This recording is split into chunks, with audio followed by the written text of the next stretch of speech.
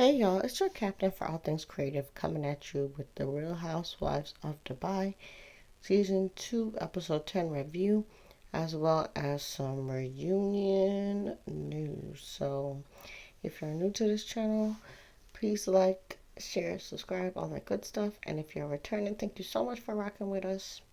We get into a lot of things.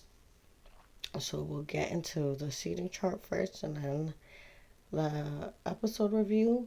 But if you're in the US, also, please make sure you're registered to vote and that you plan on voting in November. So, before we get into the episode, let's get into the seating chart. I think it's pretty good, actually. Obviously, the biggest drama is Lisa and Ayan falling out. And from this episode, we could see that Ayan still has lingering bad feelings towards Lisa, even though they kind of seem to resolve their issue last week. So we'll get into that, when we talk more about the episode. But Stansberry and Brooke also had a beef, but it seems like they made up. And it's interesting that, Talene and Sarah are the ensigns. You know, Stansberry was beefing, with Sarah as well, but Sarah, she's been starting the season kind of being exposed for being a little bit false, especially with, how she treated Ayan's um, trauma. And there's a couple of things this season that made her, not be as likable, so I can understand why she's on the end. Um, Talene, she's a newbie. She had a lot of drama, but I don't know if I would change anything, so I think they did well with it. Now, getting into the episode, Ayan, Lisa, Zaba, and Sarah follow Lisa's plan, of them wearing the dresses from the designer and going out. But they're not happy that the other ladies who are complaining, Brooks, Talene, and Stansberry, all stay behind since they're upset about their dresses and whatnot.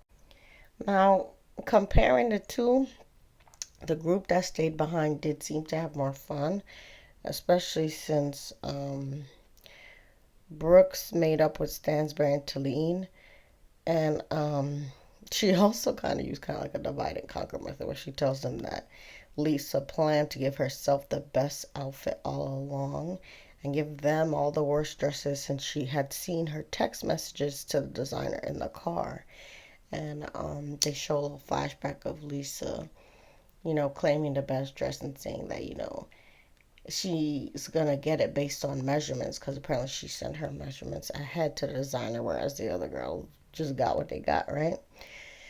Also, the girls who stayed back did funny impersonations of one another.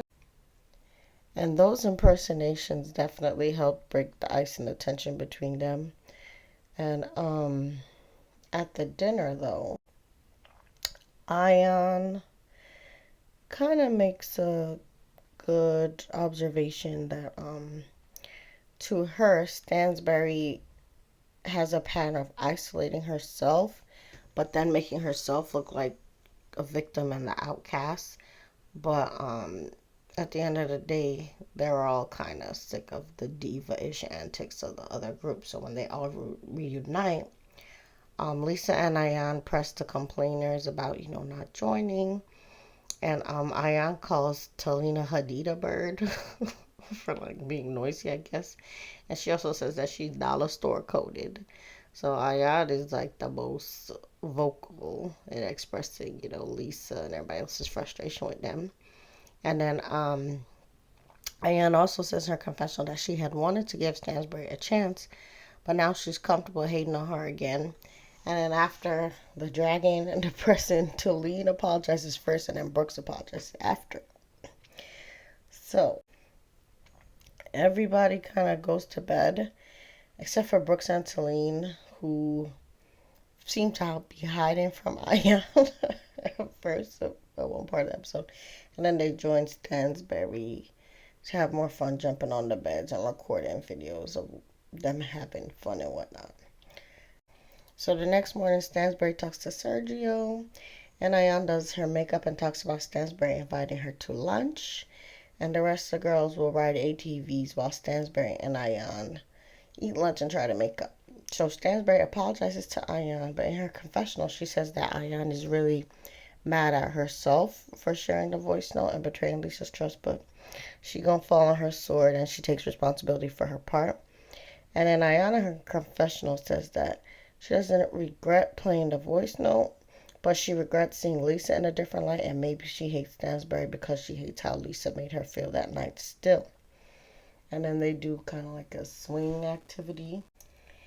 And you see them swinging off the edge of a cliff after their lunch. And Ayan says she started forgiving Stansbury. And after that dangerous activity, I guess her life flashed before her eyes a bit, and she realized that life is beautiful to stay mad. So while these girls are lunching and making up and swinging off the edge of a cliff, the other ladies ride ATVs. And Sarah says she really loves riding ATVs, and she's been doing this since season 1. And then they find a cow on the route, which makes them stop since the cow starts getting buck with them. But they all make it back safely, thank the Lord. And then Lisa asks how are Ayan and Stansbury, and Ayan says that they're good. So Lisa says she wants no part of whatever them two got going on, and you can tell she's kind of moved by it. So then we see Sarah and Saba have a talk, and apparently Sarah and Akin are beefing. I guess Akin is upset that Sarah's doing a podcast with an athlete who has topless pictures online and apparently a crazy lifestyle. So Akeem tells Sarah that she's not doing it, or he don't want her to do it. And Saba's like, is he paying your bills? Because it's a 45K bag. And Saba tells Sarah to let Akeem kick rocks since he's not paying her bills, so he shouldn't stop her bag. And Sarah agrees, and Saba's growing on me this trip since she's a good friend to Sarah, and she's chill when she's not being judgy, right? So then Stansbury finds penis bottle openers everywhere while the girls decorate the room for a party. And the girls reveal that while penises are venerated in Bali, they're contraband at the airport in Dubai. So people like Lisa have gotten them confiscated by airport security there. And then the expert palm reader tells Sarah that someone is making her sad and angry, and she needs to put off love and money next year. So Saba says it's Akin. Brooks is late to the reading since apparently she ate cheese and she's lactose intolerant. So they basically say, yeah, excuse her for now. The lady tells Ayan all good things, and especially that her money is good and she receives it. The palm reader can't tell Ayan's age, but Lisa has the results of the tooth investigation and will reveal her age later. Talene then talks to the palm reader, and she's told that she is smart and loyal, but not to trust one woman who makes her sad. So Ayan thinks that she's talking about Brooks. Stansbury is told that she's independent and she will have another boy baby. And Lisa hates on that news and says the palm reading is not real since Stansbury baby is not coming. I thought that the embryo's already here, so Lisa needs to stop hating because the baby's like basically half here. And then the palm reader herself tells Lisa to stop hating since she saw negativity in Lisa and told her to control her emotion. And she also told her that she is busy, so she really needs to stop holding negativity inside her, which is true. Lisa said it herself.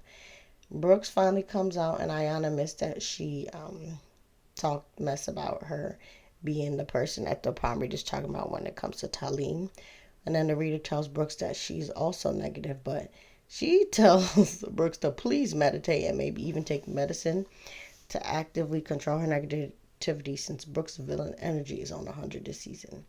So then they bring out cupcakes with ages on it, and we find out that Ayan is at the youngest 45 and the oldest 50, even though her birth certificate says 42. So we then see the girls all have a party in the terrace that Brooks set up. And it has a DJ and everything, and they dance, but all is not well because you see that Ayan is still harboring bad feelings towards Lisa. So this still might be, the beginning of their big beef. Say what you think in the comments, and remember you are the master of your fate and the captain of your soul. Bye.